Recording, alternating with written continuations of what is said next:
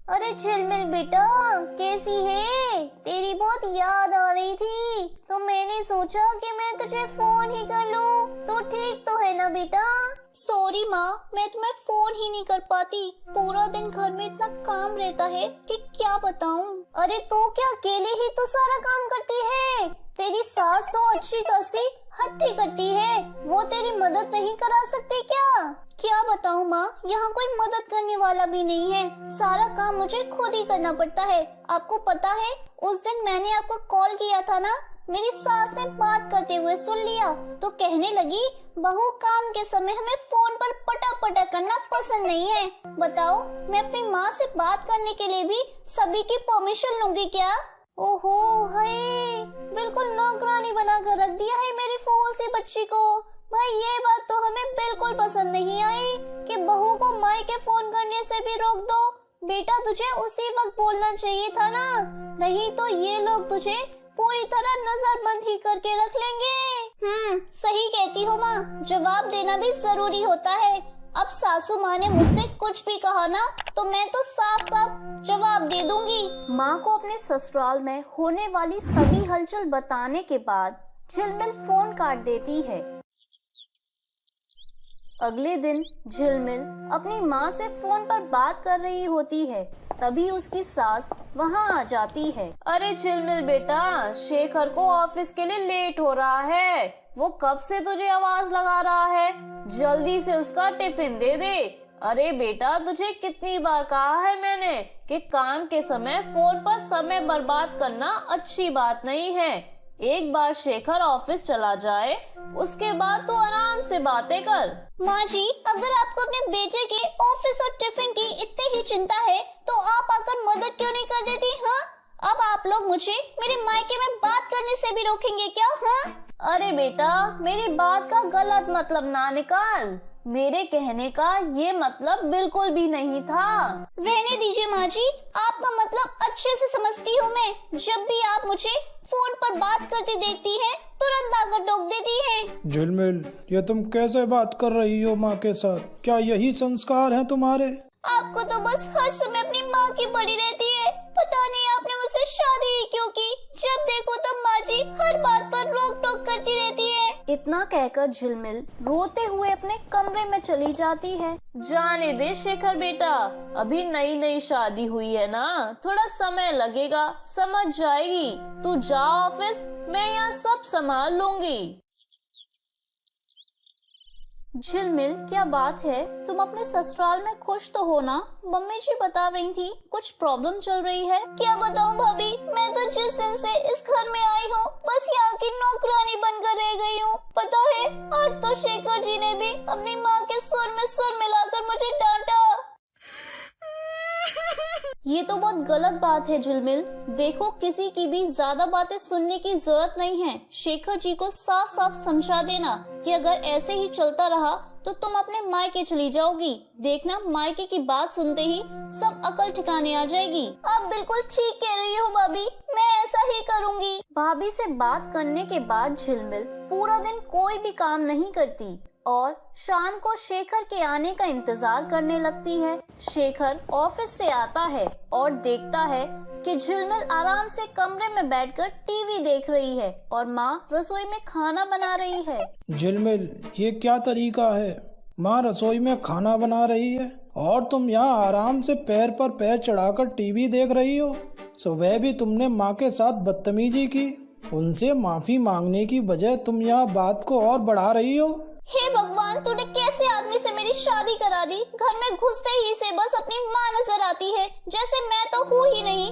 देखो शेखर, अगर तुम्हें ऐसे ही अपनी माँ के पल्लू से बंधे रहना है ना, तो मैं साफ साफ कह देती हूँ, मैं अपने मायके चली जाऊंगी।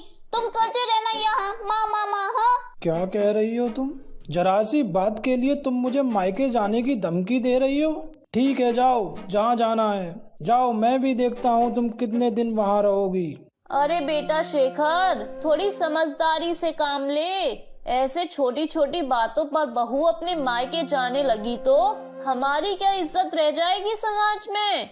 और देख बहू, ससुराल में होने वाली हर छोटी बड़ी बात को अपने मायके तक नहीं पहुंचाते।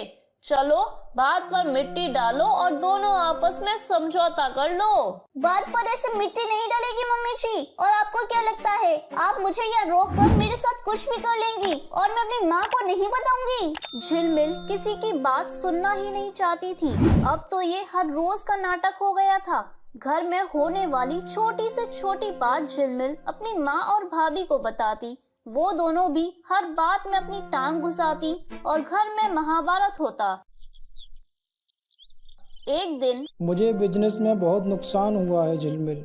अगर पैसे का इंतजाम नहीं हुआ तो हम रोड पर आ जाएंगे। तुम एक काम करो, अपनी ज्वेलरी मुझे दे दो। मेरे पास भी कुछ शेविंग है। मैं घाटे को कम करने की कोशिश करता हूँ। जैसे ही सब ठीक हो जाएगा मैं तुम्हें ज्वेलरी वापस दिला दूंगा। शेखर की बात सुनकर झिलमिल चुप रहती है। अगले दिन शेखर ऑफिस के लिए निकल रहा था कि तभी उसकी सास का फोन आ जाता है। दामाद जी, आपसे ऐसी उम्मीद नहीं थी हमें। आपने अपनी माँ की बातों में आकर झिलमिल से उसके जेवर तक वापस मांग लिए। लगता है गलत ही घर में रिश्ता कर दिया हमने अपनी बेटी का। अरे क्या कह रही हैं आप? मेरी माँ मुझसे ऐसा क्यों कहेगी? वो तो मुझे घाटा हुआ तो झिलमिल से मैं मदद मांग रहा था। अब पति के बुरे वक्त में पत्नी ही तो मदद करेगी ना। हम सब समझते हैं बेटा। घाटा हुआ तो आप अपनी माँ के जेवर भी तो गिरवी रख सकती थी ना। ऐसे एक नई नवेली दुल्हन से उसकी जेवर मांगना ये कहाँ की समझदारी है भाई। हमें तो ये बात बिल्कुल पसंद नहीं आई। अब आप लोग कल को मेरी बच्ची से मायके से पैसे लाने का दबाव बनाएंगे। हम सब समझते हैं आप लोग क्या प्लानिंग कर रहे हैं। देखिए, मैं आपकी बहुत इज्जत करता हूँ माँ जी, लेकिन इसका मतलब ये नहीं है कि आप बिना कुछ जाने पर के मेरी माँ के बारे में अनाप शनाप बोलेंगी। आपको हमारे घर के मामले में बोलने की कोई ज़रूरत नहीं है। बेहतर होगा कि आप आज के बाद मुझे कभी कॉल ना करें, नहीं तो मैं भी रिश्ते की मर्यादा भूल जाऊंगा। अरे क्या बात है बेटा, किसका फोन था? इतना नाराज क्यों हो रहा है तू? शेखर माँ की बात का जवाब दिए बिना गुस्से से झिलमिल के कमरे की ओर चला जाता है। इधर झिलमिल की माँ दामाद से हुई बातचीत को नमक मिर्ची लगाकर फोन पर बेटी को बता रही थी। आज तो दामाद जी ने हमारी बहुत बेइज्जती की है बेटा। आज के बाद तो हम उस घर में कभी पैर नहीं रखेंगे। अब तू ही सोच ले, तुझे माँ चाहिए या पति? हमने तो अपना बेटा समझ शेखर को समझाना चाहा था, लेकिन उन्होंने तो हमें हमारी औकात दिखा दी। दोनों माँ बेटी की बात शेखर और उसकी माँ कमरे के बाहर खड़े होकर सुन रहे थे। झिलमिल जैसे ही शेखर को देखती है वो फोन काट देती है। शेखर, आपने मेरी माँ की बेइज्जती की, आपकी हिम्मत भी कैसे हुई? झिलमिल, मैं भी तुमसे यही पूछने आया हूँ कि आखिर तुम मुझसे चाहती क्या हो? तुम अपनी ज्वेलरी नहीं देना चाहती थी तो मुझे मना भी कर सकती थी ना। बात का इतना बतंगड़ बनाकर आखिर तुम्हें क्या मिला? तुमने अपनी माँ से क्या कहा कि मैं और माँ तुम्हें मायके से पैसे लाने के लिए दबाव बना रहे हैं? मेरी माँ को इन सब में घसीटने की तुम्हारी हिम्मत कैसे हुई? तो क्या सब कुछ लुटा दो तुम माँ बेटे पर? मैं भी तो अपनी माँ से सलाह ले सकती हूँ ना। और अगर तुम सही हो तो तुम्हें बुरा क्यों लग रहा है? अपनी माँ की बारी आई तो तुम तिल पिला रही हो और मेरी माँ के साथ बेइज्जती करते हुए नहीं सोचा मुझे भी बुरा लग सकता है? तुम एक बेवकूफ औरत हो। तुम्हें कोई नहीं समझा सकता। जो जी में आए वो करो। अरे बेटा झिलमिल, ये क्या कर दिया तूने? एक बात का हमेशा ध्यान रखना, जो पति पत्नी अपने संबंधों में सबको बीच में रखते हैं ना, उनका घर कभी नहीं बसता। ये तुम दोनों पति पत्नी के बीच की बात थी। शेखर ने मुझे भी कुछ नहीं बताया था। तुम्हें भी अपनी माँ और भाभी को कुछ नहीं बताना चाहिए था। जो भी बात हो आपस में सुलझा लेनी चाहिए। इस बात को तुम जितनी जल्दी समझ लो उतना तुम्हारे लिए बेहतर होगा।